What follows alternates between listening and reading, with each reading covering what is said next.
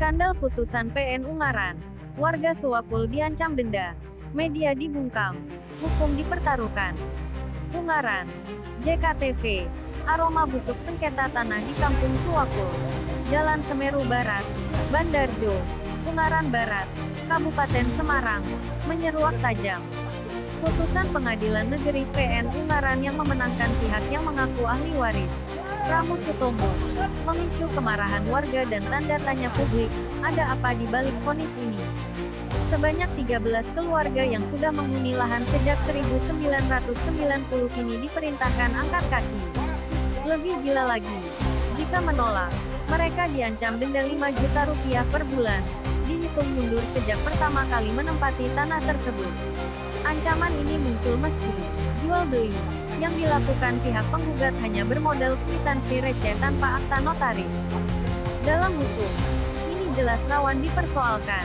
Namun anehnya justru dikdaya di meja sidang. Tak cukup sampai di situ, proses peradilan pun beraroma janggal. Sidang lokasi dan pencocokan bidang tanah belum dilakukan. Tapi kuasa hukum penggugat bersama seseorang bernama Heru, yang mengaku ahli waris, sudah ngamuk-ngamuk di lokasi dan merusak papan nama milik warga.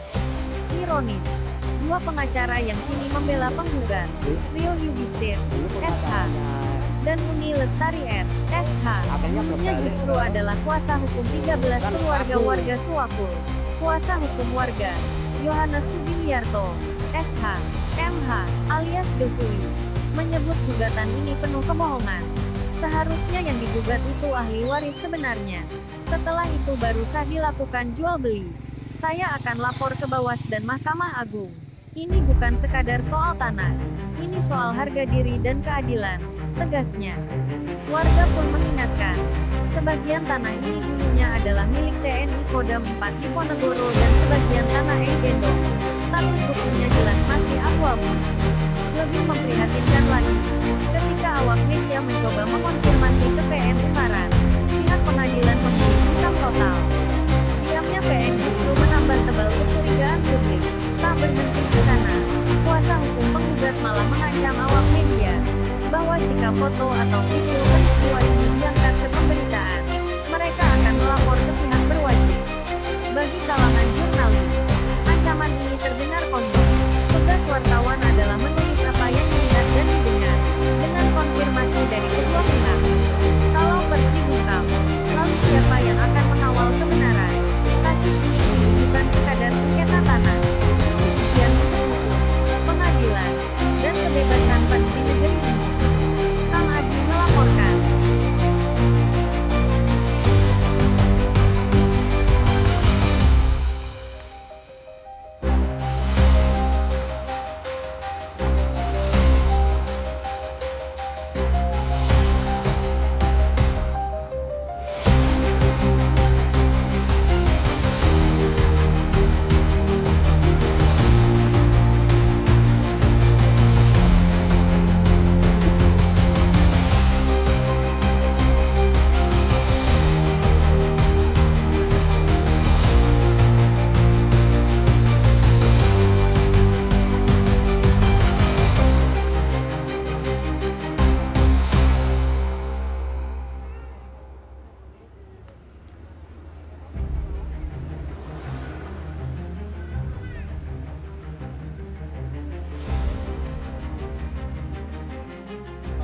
Sejak dia itu tanahnya diminta oleh TNI, dia pindah dan tidak pernah ngurusi tanahnya. Nah sekarang bagi kita jadi persoalan karena ada orang yang mengaku merasa membeli tanah itu. Begitu. Dari pengadilan negeri sendiri itu seperti apa Pak? Ada Jadi sebetulnya memang kemarin itu memang ada gugatan dari orang yang menjadi ahli waris pembelinya. Tetapi anehnya di dalam gugatannya, ini kan berkaitan dengan transaksi jual beli di tingkat. Buktinya hanya kwitansi ya, tidak ada notaris ya, hanya kwitansi. Nah kemudian, tapi anehnya yang digugat itu bukan pemilik kwitansi, tetapi yang digugat adalah orang-orang yang menepati, yang notabene dia juga sebetulnya tidak punya hak. Yang punya hak itu adalah orang yang mempunyai atas nama itu, tetapi anehnya nggak digugat. Nah pengadilan itu anehnya bukan. Jadi kontroversi harusnya yang digugat itu harusnya kan kwitansi jual beli antara si A dan si B, tapi yang digugat si C, ya tidak bisa toh. Harusnya kalau dia A pembeli, B nya penjual, karena penjual sudah meninggal, ya tentunya yang digugat adalah si B sebagai penjual. Tapi ini lucu, yang digugat si C yang tidak ada kaitannya apa-apa. Ini loh yang kita persoalkan. Nah sekarang ini jadi persoalan melebar. Karena apa? Karena ya sekarang ini terjadi pelaporan dari masyarakat dan dia menganggap di dalam statunya itu tidak ada ahli waris. Ternyata ada ahli warisnya, berarti kan bohong. Di dalam positanya atau di dalam surat gugatan itu kan berisi kebohongan. Nyatanya ada ahli warisnya, mestinya ahli warisnya digugat.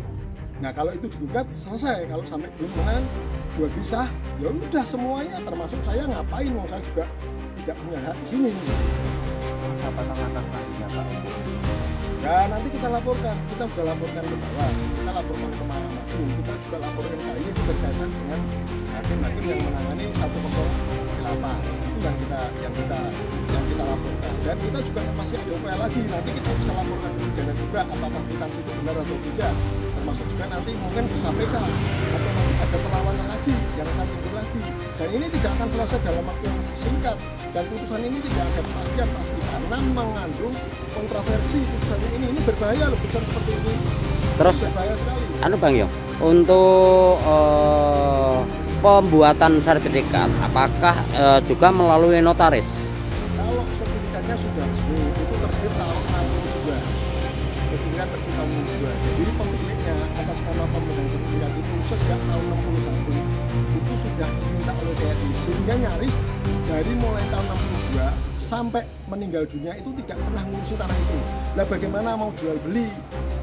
Bagaimana sih orang ini pemilik atas nama menjual? Orang ini orang Belanda loh ya, keturunan Belanda ya. Oh, orang yang sudah tua. Apa mungkin orang yang sudah tua datang dari Ungaran ke Semarang untuk menjual tanahnya? Mungkin, apalagi dia orang keturunan Belanda yang notabene secara finansial dia tahun 62 sudah tidak ngurusi tanahnya, ada jual beli. Nah ini loh yang kita persoalkan sekarang, ada jual belinya itu benar atau tidak, sah atau tidak, itu jual beli yang kita persoalkan sekarang ini. Nanti kita akan usut terus apakah jual beli yang berdasarkan kwitansi itu sah atau tidak, itu yang akan kita kejar terus nanti.